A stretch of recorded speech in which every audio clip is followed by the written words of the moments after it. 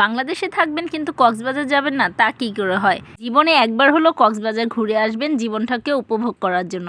আসলে আমরা অনেক ব্যস্ত সময় কাটিয়ে দিই আমাদের জীবন চালনার পথে, কিন্তু জীবন চালনার পথে যে একটু ঘোরাফেরা এবং নিজের জীবনকে আনন্দ দিতে হয়, সেটা মাঝে মধ্যে আমরা অনেকে ভুলেই যাই।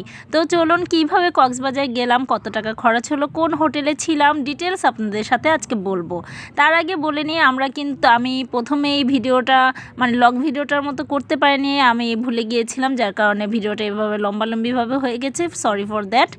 ডিটেলস দেখার চেষ্টা করবেন। আমরা প্রথমে ঢাকা সায়দাবাদ থেকে বাসের টিকিট কেটেছি, আমরা সেন্ট মার্টিন বাসটি নিয়েছি এবং আমরা যেহেতু সিজনে যাচ্ছিলাম, সর্বপ্রথম আমি একটা কথা বলে দিচ্ছি, যদি আপনারা সিজনে যান তাহলে কিন্তু প্রতি ক্ষেত্রে আপনাদের টাকাটা বেশি লাগবে, মাস্ট বি বেশি লাগবে, এজন্য বাজেটটা কিন্তু সেভাবেই ধরে নেবেন।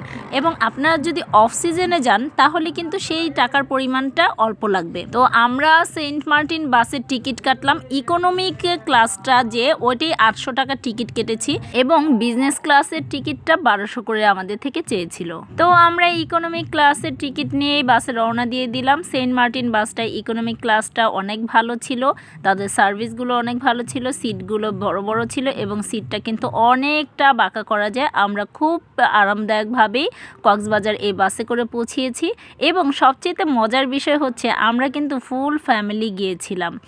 তো বাসে যখন নাকি আপনাদের ছাড়বে তখন কুমিল্লার এক জায়গায় একটা রেস্টুরেন্টে আপনাদেরকে রাত্রেবেলা 20 মিনিট অথবা 15 মিনিট অফ টাইম দিবে। যাদের ওয়াশরুমে যাওয়ার দরকার থাকবে অবশ্যই এখানে বাসে থেকে নেমে ওয়াশরুমে যাবেন, বিকজ অফ আপনার যদি বাসের মধ্যে বাই চান্স ওয়াশরুমে যাওয়ার প্রয়োজন হয় তারা কিন্তু বাস মাঝ রাস্তায় থামাবে না, তাও যদি হয় রাত্রের ভ্রমণে। তো আমরা কুমিল্লায় যখন নাকি বাস থেমেছিল তখন আমরা নামলাম এবং প্রায় রাত 2টা-3টা বাজে, তখন আমরা কিন্তু সামান্য কিছু খাওয়া দাওয়া করে নিয়েছিলাম এইখান থেকেই। কিন্তু আরেকটা বিষয় বলে রাখবো, এই যে রেস্টুরেন্টগুলোর মধ্যে বাস থামায় এখানে কিন্তু খাবারের দাম অনেক বেশি থাকে। লোকালি অন্যান্য জায়গায় আমরা যে পরিমাণে খাবারের দামটা পেয়ে থাকি এখানে তার থেকে দ্বিগুণ হয়ে থাকে, দ্বিগুণ বলতে ভুল হবে, 3 গুণ হয়ে থাকে। তো যাই হোক, আমরা যাচ্ছিলাম আনন্দের সহকারে, এই কারণে সবাই টুকিনাকি খেয়ে নিলাম এইখান থেকেই। এবং আমরা অনেক মানুষ যাচ্ছিলাম, প্রায় 10 জনের মতো লোক যাচ্ছিলাম কক্সবাজারে। আমি বলবো একা একা ভ্রমণ করার থেকে দলীয়ভাবে ভ্রমণ করলে সেই ভ্রমণের আনন্দটা দ্বিগুণ বেড়ে যায়, এটা সত্যি কথা। যারা ভ্রমণ করেন তারা কিন্তু অবশ্যই জানেন। তো আমরা যখন বাসের মধ্যে ছিলাম তখনই কিন্তু প্রায় সূর্য উঠে গিয়েছে এবং তখন আমরা কক্সবাজার জেলায় ছিলাম। বড় বড় পাহাড় দেখে আর এরকম গ্রামীণ দৃশ্য দেখে আসলেই চোখ জুড়িয়ে গিয়েছে। সত্যি এত বেশি আনন্দ লেগেছে এই গ্রামীণ দৃশ্যটা দেখে। আসলে আমরা ঢাকার মানুষরা গ্রাম খুব বেশি ভালোবাসি, খুব বেশি পছন্দ করি। যারা ঢাকার অধিবাসী তারা অবশ্যই আমার সাথে একমত হবেন। তো অবশেষে আমাদের বাসটা কক্সবাজার ডলফিন মোড়ে নামিয়ে দিয়েছে আমাদেরকে এবং আপনারা যারা নাকি কক্সবাজার উদ্দেশ্যে যাবেন আপনাদেরকেও কিন্তু ডলফিন মোড়েই নামিয়ে দিবে।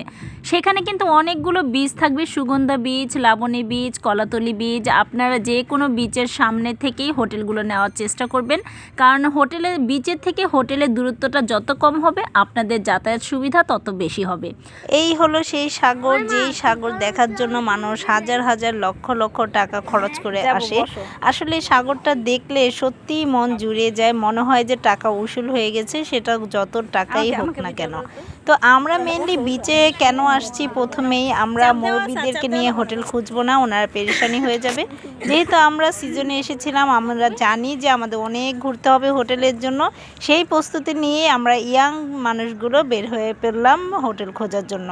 তো আরেকটা বিষয় আমি আপনাদেরকে বলবো, আমার ছেলে কিন্তু এখানে হারিয়ে গিয়েছিল। তো ভাগ্য ভালো যে আমি আমার ছেলেকে ফোন নাম্বার মুখস্থ করিয়েছিলাম। সে এক লোককে বলেছে, আঙ্কেল আমি হারিয়ে গিয়েছি, আমার মাকে ফোন দেন, আমি আমার মার কাছে যাব। তো লোকটা আলহামদুলিল্লাহ ভালো ছিল, আমার কাছে আমার সন্তানকে ফিরিয়ে দিয়েছে। অবশ্যই আপনারা যারা কক্সবাজার যাবেন বা দূরের ভ্রমণে যাবেন, নিজের সন্তানকে অবশ্যই আপনারা সেইভাবে গাইডে রাখবেন। তো অবশেষে কিন্তু আমরা হোটেল খুঁজতে বের হয়ে গেলাম। ঘন্টা 2 পরে হোটেল পেলাম আমাদের মনের মতো এবং আমাদের বাজেটের মধ্যে। অবশ্যই যদি আমাদের বাজেটটা জানতে চান এবং রুম ভাড়াটা কত নিয়েছে জানতে চান কমেন্টে লিখে দিবেন। তো আমরা 3 রুমের একটা ফ্ল্যাট নিলাম। ফ্ল্যাটটা খুবই সুন্দর ছিল, আমাদের মনের মতোই হয়েছে। সবাই এসেই শুয়ে পড়লো যেহেতু সারা রাত জার্নি করেছে। তো আমরা কিন্তু রেস্ট নেওয়ার জন্য কক্সবাজার যাইনি, আমরা গিয়েছি হচ্ছে ঘুরতে। এই জন্য কিন্তু আমরা সকালেই বের হয়ে পড়লাম এবং আমাদের হোটেলের নিচেই ছিল রেস্টুরেন্টের ব্যবস্থা। আমরা রেস্টুরেন্টে সকালে হালকা পাতলা নাস্তা খেয়ে নিলাম। নাস্তা খাওয়ার পরেই নেমে পড়লাম আমরা সাগরের সেই বিশাল ঢেউয়ের মধ্যে নিজেদেরকে বিলিয়ে দেওয়ার জন্য। এবং এত সুন্দর অনুভূতি ছিল আমাদের, এত মজা লেগেছে বলার বাইরে। মানে আপনারা না গেলে বুঝতে পারবেন না যে সাগরের মধ্যে গোসল করার মজাটা কি। অনেক অনেক অনেক বেশি ভালো লেগেছে। তো আপনারা অবশ্যই একবার হলেও কক্সবাজার গিয়ে ঘুরে আসবেন, বিনোদনের জন্য, লাইফটা বিনোদন করবেন। তো আপনাদের জন্য কষ্ট করে ভিডিওটা করা, অবশ্যই সাবস্ক্রাইব করে পাশে থাকবেন, একটা লাইক করে দিবেন এবং কিছু যদি জানতে চাওয়ার হয় তাহলে কমেন্টে ঝড় বসায় দিবেন। আপনাদের পাশে আমি আছি। শামিমা অ্যান্ড সোহাগ ব্লগের পক্ষ থেকে আপনাদেরকে আল্লাহ হাফেজ আজকের জন্য।